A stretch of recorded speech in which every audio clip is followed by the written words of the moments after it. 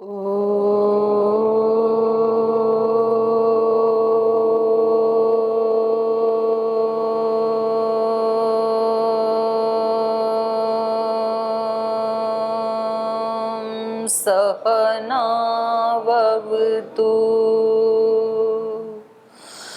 सहनौ भुनक्तु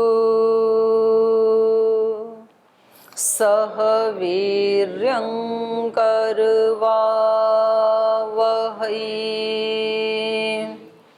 तेजस्विनावधीतमस्तु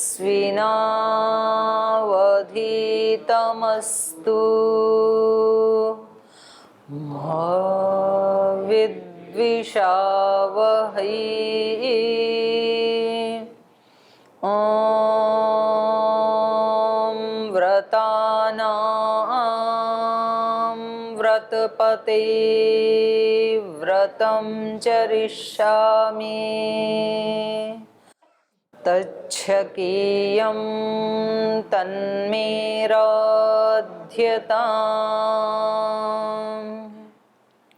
इदमहमनृतात् सत्यमुपैमि। ॐ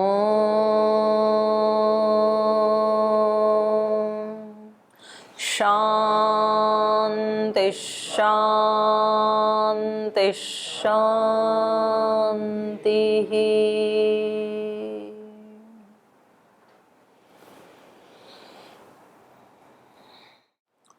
कल हमने षष्ठीतम सर्ग प्रारंभ किया था और उसमें हमने पढ़ा था कि महामुनि विश्वामित्र जी उत्तर दिशा को छोड़ करके पूर्व दिशा की तरफ चले गए अब तप करने के लिए, और वहां पर उन्होंने अब की बार मौन व्रत धारण कर लिया।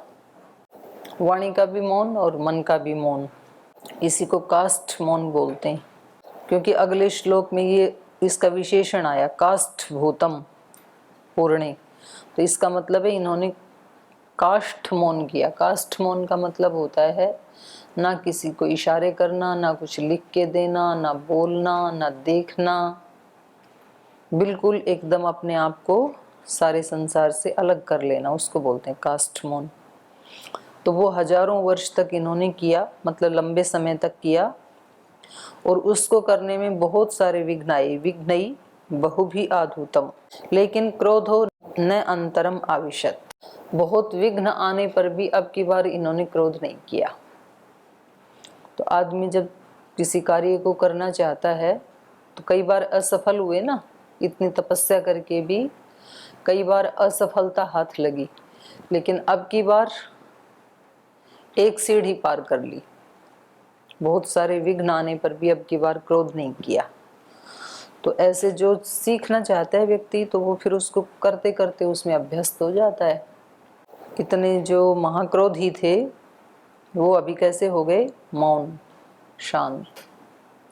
तो ये हम पढ़ रहे थे कल। तो पीछे का कल का पाठ में से कुछ आपको पूछना है? ओम माता जी प्रणाम जी। हम देखते हैं कि एक यज्ञशाला में या फिर विवाह के मंडप में या फिर जो जनेऊ आदि का जो मंडप बनाया जाता है उसमें 8 पिलर होते हैं, और जब या फिर हम मनका फेरते हैं, माला जाप करते हैं, उसमें भी 108 मनकाएँ होती है। तो उसका कुछ होगा लॉजिक? वो किसी से पूछ के बता दूंगी, अभी नहीं पता मेरे को। और हमारे पूछा तो था लेकिन मैं भी भूल गई उसको। और हमारे वैदिक संस्कृति में जो ये महीनाओं का नाम है, हर एक महीना का एक नक्षत्र होते हैं और हर एक नक्षत्र के एक देवता होते हैं। तो इन नक्षत्र देवता और महीनों के बीच में जो संबंध है उनको कृपया कहिए। क्या संबंध है? ठीक है, एक एक नक्षत्र उसके नाम पे एक एक महीने का नाम है। उनके एक देवता भी हैं। हाँ, विशेष देवता भी हैं। तो बीच में कुछ कहानी जरूर होगा इसमें। कहानी तो कुछ भी नहीं है, सीधा सा विज्ञान है। क्या? नक्षत्र नक्षत्र का देवता है, उसके नाम पे महीने का नाम है, बस बस। जी, हाँ। प्रणाम। आगे चलते हैं। तो ऐसे इनको हजारों वर्ष हो गए काष्ठ मौन करते हुए, और बहुत सारे विघ्न आने पर भी अब की बार इन्होंने क्रोध को नहीं आने दिया। बड़ी अच्छी बात है। सकृत्वा निश्चयं राम तप आतिष्ठता व्ययम् तस्य वर्षसहस्रस्य व्रते पूर्णे महाव्रतः भोक्तुम् आरब्धवान्नं तस्मिन् काले रघुत्तमा इन्द्रोद्विजातिर्भूत्वा तं सिद्ध अन्नमयाचत तस्मै दत्त्वा तदा सिद्धं सर्वं विप्राय निश्चितः निश्शेषितेन्ने भगवान् भुक्त्वैव महातपाः। स निश्चयं कृत्वा राम, हे राम, उन्होंने ये निश्चय किया और तपः आतिष्ठत अव्ययम, और अविनाशी तप में वो आतिष्ठत प्रतिष्ठित हो गई। माने जो ऐसा तप जिसमें कभी कोई परिवर्तन नहीं आया। अव्यय मतलब अव्यय वही होता है ना जिसमें कोई परिवर्तन नहीं आता है, त्रिकाल में जो एक ही जैसा रहता है। तो अब की बार का तप कैसा रहा, उसमें कोई अप डाउन नहीं आया, कोई चेंज नहीं आया। तो ऐसे अव्ययम तपः आतिष्ठत, ऐसे अविनाशी तप में ये प्रतिष्ठित हो गए। तस्य वर्ष सहस्रस्य व्रते पूर्णे महाव्रतः, और इस प्रकार अब की बार ये व्रत क्या महाव्रत था। और इस महाव्रत वाले विश्वामित्र जी का, महाव्रत धारण करने वाले विश्वामित्र जी का वर्ष सहस्रस्य व्रते पूर्णे, हजारों वर्षों का ये व्रत पूरा होने पर भोक्तुम आरब्धवान अन्नम, अब इन्होंने अन्न खाना प्रारंभ किया। क्योंकि इन्होंने अन्न जल आदि किस लिए छोड़ दिया था, क्रोध को जीतने के लिए, कि क्रोध नहीं करूंगा, अन्न भी नहीं खाऊंगा, जल भी नहीं पीऊंगा, शरीर को पूरा सुखा डालूंगा। क्योंकि अगर मैं अपने एक विकार के ऊपर भी यदि विजय प्राप्त नहीं कर सकता हूं तो फिर इस शरीर का प्रयोजन क्या रह जाता है। तो ये बात हम सबको अपने आप से पूछने की आवश्यकता होती है कि जब हम इस शरीर से यम नियमों का पालन नहीं कर पाते हैं, अहिंसा, सत्यस्ते, ब्रह्मचर्य, परिग्रह, शौच, संतोष, तप, स्वाध्याय, ईश्वर प्रणिधान जब हम इस शरीर से नहीं कर पाते हैं, तो इस शरीर को बचा करके, इसको खिला पिला के, इसको सुला के, इसको मोटा ताजा बना के प्रयोजन क्या है इस शरीर का। ये प्रश्न पूछने जैसा है अपने आप से। कुछ लोग बस उनको केवल खाने की चिंता रहती है, खाने में एक दिन भी त्रुटि हो जाए, एक दिन भी दूध ना मिले, एक दिन भी घी ना मिले, फल ना मिले, सब्जी ना मिले, तो हाय तौबा मचा देते हैं। और ऐसा होना चाहिए कि एक दिन भी यदि ध्यान भजन ना हो, और एक दिन भी अगर कोई व्रत, कोई दिनचर्या में जाना मिस हो जाए, तो अपने आप के साथ हाय तौबा मचानी चाहिए कि आज कैसे मिस हो गया। और यदि मिस हो गया तो इस शरीर का प्रयोजन क्या है, फिर इसको बचाते रहो, बचाते बचाते एक दिन मर जाएगा तो उठा के फूंक देंगे। तो ऐसे शरीर का क्या प्रयोजन जो योग के अंगों का अनुष्ठान ना करे, यम नियम का पालन ना करे, आसन प्राणायाम, धारणा, ध्यान, समाधि का अभ्यास ना करे। ऐसे शरीर का कोई प्रयोजन नहीं है। लेकिन ये बात 99% लोगों को तो बिल्कुल भी समझ में आती नहीं है। और वो 99 में से 1-2% ऐसे हैं जिनको इसका ज्ञान तो है, वो करते नहीं हैं। और बाकी 98%, 97% को तो पता भी नहीं है कि मिला किस लिए था। और दिन भर दिनचर्या करते समय, अपने अपने कर्तव्य कर्म करते समय क्या सोचना चाहिए, क्या बोलना चाहिए, क्या भावना रखनी चाहिए, उनको तो पता ही नहीं है। एक अलग ही दुनिया में रहते हैं। उनको लगता है ये जो हम जी रहे हैं ना, ये शाश्वत जीवन है। तो अलग ही विचार होते हैं उनके, अलग ही भावनाएं होती हैं, अलग ही संसार होता है। और आप जैसे लोगों को देख लें तो उनको लगता है ये कौन सी दुनिया के प्राणी आ गए। 21वीं सदी में भी ऐसे लोग मिलते हैं जो ऐसे कपड़े पहनते हैं, ऐसे आश्रम में रहते हैं, इस तरह का जीवन जीते हैं, ये कहाँ के आगे कौन सा प्लेनेट है ये। वो आपको बिल्कुल बुद्धू समझते हैं और अपने आप को बहुत एडवांस समझते हैं, और कभी कभी भूल चूक से इधर भी आ जाते हैं, फिर वो भाग जाते हैं, थोड़े दिन के बाद देखने के लिए आते हैं। तो वास्तव में इस शरीर का प्रयोजन पूरा ही तब होता है जब इससे अभ्युदय और निश्रेष दोनों की सिद्धि हो, तब पूरा होता है, एक तरफा नहीं। तो इन्होंने ये व्रत किया था, तो इनका ये पूरा हो गया, हजारों वर्ष का व्रत। कई बार परीक्षाएं हुई, बहुत सारे विघ्न आए, लेकिन हर परीक्षा को इन्होंने पास कर लिया, गुस्सा नहीं किया, क्रोध नहीं किया। तो अब भोक्तुम आरब्धवान अन्नम, अब इन्होंने अन्न खाना प्रारंभ किया। तस्मिन् काले रघुत्तमः इंद्रो द्विजातिर्भूत्वा तम सिद्धम अन्नम अयाचेत, अन्नम अयाचत। जैसे अन्न खाना शुरू किया, उसी समय इंद्र फिर वेश बदल करके आ गए, द्विजाति बन करके आ गया। द्विजाति मतलब ब्राह्मण। तो ये द्विजातिर्भूत्वा इंद्रः तम सिद्धम अन्नम, वो जो पका हुआ अन्न इन्होंने खाने के लिए रखा था, उसी समय उसको मांगने के लिए आ गए। मतलब ये देखो पीछा नहीं छोड़ रहे हैं इंद्र भी। तो कभी कभी वैसे इनको यहाँ तक पहुंचाने में सबसे बड़ी भूमिका किसकी है? इंद्र की ही है।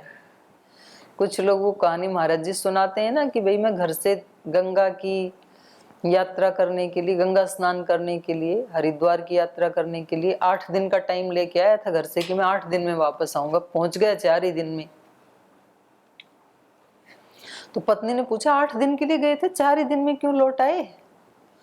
तो बोले वहां मेरठ के पास ना कुछ कुत्ते पीछे लग गए थे, तो उन्होंने मेरी रफ्तार इतनी बढ़ा दी कि रुकने ही नहीं दिया। मैंने सोचा था रुक रुक के पहुंचूंगा हरिद्वार, पद यात्रा करते थे ना पहले, तो उन्होंने भौंक भौंक के मेरी पदचाप इतनी बढ़ा दी कि 8 दिन की यात्रा 4 ही दिन में पूरी हो गई। तो विश्वामित्र जी पता नहीं कब क्रोध को जीत पाते, पर इंद्र ने पीछे लग लग के कभी किसी को भेजा, कभी कुछ किया, कभी कुछ किया, और इनको उत्तेजित करके कि अब मैं इसको करके ही छोड़ूंगा। तो इनका काम हल्का कर दिया। इसलिए धन्यवाद उन लोगों का भी है जो हमारे साधन में विघ्न उपस्थित करते हैं, क्योंकि वो विघ्न उपस्थित नहीं करें तो फिर आदमी कच्चा रह जाएगा, पकेगा नहीं। फिर परीक्षा तो लेने में निमित्त बनते हैं वो, और परीक्षा में जो पास हो जाता है तो उसको बड़ी प्रसन्नता होती है, फेल हो जाता है तो दोबारा लग जाता है। तो हर दृष्टि से कृपा ही है, पास हो या फेल हो। तो ऐसे लोगों की भी बहुत जरूरत होती है, इसलिए शायद कबीरदास जी को दोहा बनाना पड़ा होगा। क्या दोहा बनाया कबीरदास जी ने? निंदक नियरे राखिए, आंगन कुटी छिजाए। नीरे मतलब नजदीक, और नजदीक भी इतना अपने आंगन में ही बसा लो उनको, पड़ोस में बसाने की जरूरत नहीं है, क्योंकि आंगन में रहेगा तो हमेशा दृष्टि आप पे रहेगी उसकी। कुछ ऐसे बहुत हमारे सहयोगी प्रेमी आत्माएं होती हैं ना, उनकी हमेशा दृष्टि हमारे ऊपर ही रहती है। खुद बेचारे सोएंगे भी नहीं, खाएंगे भी नहीं, पर हमारी इतनी टकवाली रखते हैं। टकवाली समझते हो? निगरानी। ये कब सोया, कब उठा, कौन से नियम में नहीं गया, आसन प्राणायाम में गया कि नहीं गया, गया तो वहां पर किया कि नहीं किया, यज्ञ में गया कि नहीं गया, गया तो आंख बंद करके बैठा कि खोल के बैठा, कमर सीधी थी कि ऐसे थी, उसकी हर दृष्टि रहती है। और थोड़ा मिल जाए, अगर आपने गलती से भी ऐसे झुका ली तो शिकायत लग जाएगी कि जी ये जाता जरूर है लेकिन वहां जाके ऐसे बैठ जाता है, कुछ नहीं करता है। कक्षा में गया कि नहीं गया, तो उनकी बड़ी कृपा होती है। इसलिए कबीरदास जिनका, उनको तो आंगन में ही रखो, अपने सामने ही रखो, बहुत अच्छा है। वो बड़ी आपके ऊपर दया करेंगे, बड़ी कृपा करें। और हम भागते हैं निंदा करने वालों से। तो इन्होंने जैसे ही अन्न खाना प्रारंभ किया उसी समय द्विजातिर्भूत्वा तम सिद्धम अन्नम अयाचेत इंद्र। इंद्र ने उसकी याचना की, अन्न की। एक वो बन के आ गया, ब्राह्मण बन के, भूखा ब्राह्मण बन करके आ गया कि मुझे अन्न दे दो, ये जांचने के लिए कि इतने वर्षों से भूखा है और दे पाएगा कि नहीं दे पाएगा, कोई बहाना लगाएगा। हमारे पास एक्स्ट्रा चीज हो उसका दान तो हम कर देते हैं, पर जो हमें अति प्रिय हो और वो कोई मांग ले, तब स्थिति कैसी होती है। कोई चीज या तो आप बहुत शौक से खरीद के लाई, आप क्या खरीद के ला सकते हैं? कोई मोबाइल ला सकते हैं, कोई बाइक ला सकते हैं, कोई महिला होगी तो कोई वस्त्र लाएगी, कोई ज्वेलरी लाएगी, कोई बच्चा होगा तो कोई खेल खिलौना लाएगा अपना खरीद के, तो जैसी जिसकी स्थिति होती है। और आप इतने दिन से आपका अरमान था और आज मुश्किल से वो अरमान पूरा हुआ, खरीद के लाई, और आते ही किसी ने मांग लिया, तो हालत कैसी होती है कि इसको आज ही आना था क्या, यहाँ इसको किसने बता दिया कि मैं ला रहा हूं, इसकी दृष्टि कैसे पड़ी इसके ऊपर, और फिर देने में कितना जोर पड़ता है। बचपन से वो सपना संजो के रखा था, तो उसी समय इन्होंने मांग लिया। अब इतने दिन से भूखा आदमी और इतने वर्ष के बाद अन्न मिला है, और मिलते इंद्र आ पहुंचे। मतलब इंद्र भी इनकी पूरी पक्की तपस्या करवा के मानेंगे, छोड़ेंगे नहीं थोड़ा भी कच्चापन। तस्मै दत्वा तदा सिद्धम सर्वम विप्राय निश्चितः। लेकिन एक बार व्यक्ति की हिम्मत बढ़ जाती है, साहस बढ़ जाता है, शक्ति बढ़ जाती है, तो वो सदा काल के लिए ही बढ़ जाती है। फिर जब कोई व्यक्ति क्रोध को जीत सकता है, वो लोभ को भी जीत सकता है, मोह को भी जीत सकता है, भूख प्यास को तो पहले ही जीत रखा था इन्होंने। तो एनर्जी तो है हमारी, बहती है। तो जो व्यक्ति क्रोध करेगा वो कामना से युक्त भी होगा, वो लोभ से युक्त भी होगा, मोह से युक्त भी होगा, ईर्ष्या द्वेष से युक्त भी होगा। ये पूरा एक वर्ग ही आता है। नेगेटिव वर्ग आता है तो सारी नेगेटिविटी आती है, पॉजिटिव वर्ग में से कोई एक आता है तो सारी पॉजिटिविटी आ जाती है। ये ऐसे ही है कि वस्त्र के किसी एक छोर को हमने पकड़ा तो पूरा वस्त्र ही इसके साथ साथ आएगा फिर। तो इसलिए इन्होंने क्रोध को जीता था, तो अभी इन्होंने अपने लोभ और मोह को भी जीत लिया। भोजन के प्रति ना लोभ है मन में, ना मोह है, तो उनको दे दिया। अब पहचान तो गए ये भी इतनी तपस्या करने के बाद। तो जैसे व्यक्ति के अंदर महानता आती है, तो जो बड़े लोग होते हैं, संत होते हैं, योगी होते हैं, तो उनको देख करके ना लोग यूं सोचने लग जाते हैं, इनको क्या पता लगते थे, ऐसे भोले भाले हैं। वो करुणालु तो होते हैं, सीधे तो होते हैं, लेकिन वो कोई बेवकूफ नहीं होते, बुद्धू थोड़े ना होते हैं। और कुछ लोग तो जैसे महाराज जी को, अब महाराज जी का स्वभाव इतना सरल है, अपने शिष्यों को भी पूज्य बोलते हैं। वो छोटी मोटी त्रुटियां करते हैं, करते ही रहते हैं, फिर भी वो माफ कर देते हैं। तो लोग क्या सोचते हैं, वो इनको तो कुछ पता ही नहीं है, ये तो अंधेरे में ही रहते हैं। इनके जो शिष्य हैं, इनके आसपास रहने वाले, वो इनको अंधेरे में रखते हैं। जैसे मतलब उनको तो अकल ही नहीं है कि वो ऐसे ना समझ लोगों के कहने से और अपनी समझ के ऊपर पर्दा डाल लेंगे, बोले इनको नहीं पता चलता है, तो ऐसे सोच लेते हैं लोग। ऐसा नहीं होता है। महापुरुषों को एक एक भिन्न भिन्न का पता होता है, वो ऐसा दिखाते नहीं है, ये एक अलग बात होती है। जीव जगत के पाप निगल कर तरुवत छाया करना, सबके दोषों को जान करके भी उनकी तरुवत छाया करते हैं, उनका हित ही चाहते हैं, अहित करने पर ऐसा नहीं है कि पता ही नहीं होता है उनको।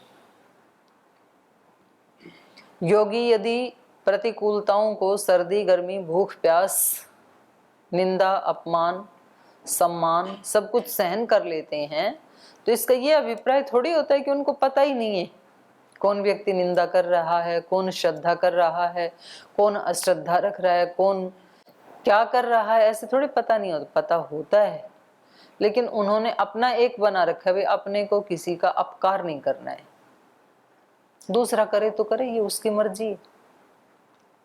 पता सारा होता। तो इनको पता था कि ये कोई ब्राह्मण नहीं है, ब्राह्मण होता तो इतने दिन पहले भी तो आता। आज जैसे ही मेरा व्रत पूरा हुआ और मैंने अन्न सामने रखा खाने के लिए, तो तुरंत किसी ब्राह्मण का प्रकट हो जाना ये कोई ऐसे सामान्य घटना थोड़ी है। उनको पता था इंद्र आ गया है, बुला जा भाई तू भी खा ले। तस्मै तदा सिद्धम सर्वम विप्राय निश्चितः, निश्चितः निश्चय करके, जान लिया कि ये ब्राह्मण वेश में इंद्र है, तो भी अपना पूरा जो सिद्ध भोजन था वो तस्मै दत्वा उसको दे दिया। निशेषिते अन्ने भगवान भुक्त्वा एव महातपा, और जो उसके खाने से बच गया उसने सोचा होगा कि भाई मैं इसको पराजित तो नहीं कर पाया, तो थोड़ा खा के उसको वापस दे दिया यज्ञशेष। तो उसको खा करके इस महातपस्वी ने संतोष कर लिया, उसी को खा लिया। यहाँ अभुक्त्वा एव महातपा, नए हलंत होता है ना भगवान में, तो उसको निशेष दे करके, निशेष माने संपूर्ण, संपूर्ण उसी को दे करके खुद अभुक्त्वा एव, बिना खाए ही रह गई, और फिर भी गुस्सा किया नहीं। आगे, न किंचिदवदद्विप्रं मौनव्रतम् उपास्थितः तथैवासीत् पुनर्मौनम् उच्छ्वासं चकारः अथ वर्षसहस्रं च नोच्छ्वसनमुनिपुङ्गवः तस्यानुच्छ्वसमानस्य मूर्ध्नि धूमो व्यजायत त्रैलोक्यं येन सम्भ्रान्तम् आतापितमिवाभवत् ततो देवर्षि गन्धर्वाः पन्नगोरगराक्षसाः मोहितास्तपसा तस्य तेजसा मन्दरश्मयः कश्मलोपहतः सर्वे पितामहथा ब्रुवन् बहुभिः कारणैर्देव विश्वामित्रो महामुनिः लोभितः क्रोधितश्चैव तपसा चाभिवर्धते न ह्यस्य वृजिनं किञ्चित् दृश्यते सूक्ष्ममप्युतः न दीयते यदि त्वस्य मनसा यद अभीप्सितम् विनाशयति त्रैलोक्यं तपसा सचराचरं व्याकुलाश्च दिशः सर्वा न च किञ्चित् प्रकाशते सागराः क्षुभिताः सर्वे विशीर्यन्ते च पर्वताः प्रकम्पते च वसुधा वायुर्वातिः संकुलः। तो कह रहे हैं उन्होंने खुद बिना खाए ही रह गए।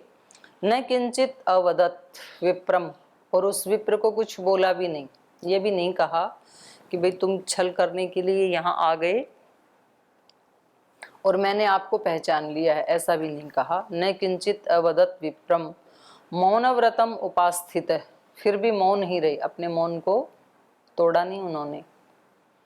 मौनव्रतम उपास्थित तथैव आसीत्, अब ऐसे ही अपने मौन व्रत का उन्होंने धारण करके रखा। पुनः मौनम उच्छ्वासम चकारः, और पहले की भांति ही अपनी उस मौन साधना को आगे बढ़ाया, जारी रखा, लंबी श्वास लेकर के कि ठीक है, अगर भगवान को ये मंजूर है कि अभी और थोड़ा तप करें तो करते हैं, अच्छी बात है। तो प्रतिकूलता को भी जो एक साधन के रूप में जान ले तो वही तपस्वी है। प्रतिकूलता ही है मतलब तपस्या करवाना चाहती है, तो और करेंगे। जब भगवान ने भेजा है ये प्रसाद हमारे लिए तो ठीक है, इसमें और करेंगे। और जो दूसरे होते हैं जिनको तपस्या नहीं करनी होती है, तो खुद में शक्ति है नहीं, तो फिर वो केवल दूसरे से झगड़ा करने में ही बहुत सारा टाइम वेस्ट कर देते हैं। जैसे महर्षि दयानंद ने आकर के हरिद्वार में अपनी पाखंड खंडिनी ध्वजा गाड़ी, तो लोगों ने उनकी बात सुनी नहीं, तो उन्होंने लोगों के साथ झगड़ा नहीं किया कि भाई ये सुनते ही नहीं, मैं तो सच बोल रहा हूँ। उन्होंने सोचा कि कुछ तपस्या में कमी होगी, तो फिर दोबारा जाके और तपस्या करने चले गए पुनः हिमालय में। और यदि सामान्य व्यक्ति होता तो फिर वो लोगों के साथ झगड़ा करता, बोलिए ये तो सुनते नहीं है, सच्ची बात है, हम तो बिल्कुल सच्चे हैं, सच की दुहाई देते हैं। तो ये थोड़ा अंतर होता है, अलग अलग अलग दिशाएं होती हैं। सामान्य व्यक्ति की अलग दिशा होती है, महान व्यक्तियों की अलग दिशा होती है। तो यहाँ पर भी ऐसे ही हुआ। न किंचित अवदत विप्रम मौनम व्रतम उपास्थित तथैव आसीत पुनः मौनम अनुच्छ्वासम चकारः अथ वर्ष सहस्रम च न उच्छ्वसन, और हजारों वर्ष तक फिर सांस भी रोक दी उसने। मुनि पुंगव, श्रेष्ठ मुनि ने श्वास भी रोक दी। श्वास रोकने का मतलब ये है कि समाधिस्थ व्यक्ति जब हो जाता है तो श्वास चलते हुए भी ऐसे लगती है कि जैसे चल ही नहीं रही है, और बिना समाधि के भी, जैसे गहरे ध्यान में जब आप डूबते हैं तो आपको ऐसे एहसास होगा कि जैसे श्वास चल ही नहीं रही, पर चल तो रही होती है, बहुत उसकी स्पीड स्लो हो जाती है। और जब कोई विकार मन में होता है तो फिर इसकी गति बढ़ जाती है। जैसे व्यक्ति भयभीत होता है तो श्वास फूल जाती है, क्रोधित होता है तो श्वास फूल जाती है, कहीं चोरी करता है, लोभ से युक्त होता है तो सांसें फूल जाती हैं। तो प्राण के ऊपर तुरंत हमारी भावना का और हमारे विचार का प्रभाव पड़ता है। और जैसे ही आप कपालभाति करते हैं और करते करते पूरा अंदर आप गहराई में चले गए, तो फिर श्वास ले तो रहे हैं पर ऐसे लगता है कि श्वास रुक ही गई, जैसे चल ही नहीं रही है। तो ऐसा इनका हो गया। अथ वर्ष सहस्रम च न उच्छ्वसन मुनि पुंगवः, इन्होंने अपनी सांस रोक दी। सांस रोकने का मतलब अत्यंत उसकी गति मंद हो गई।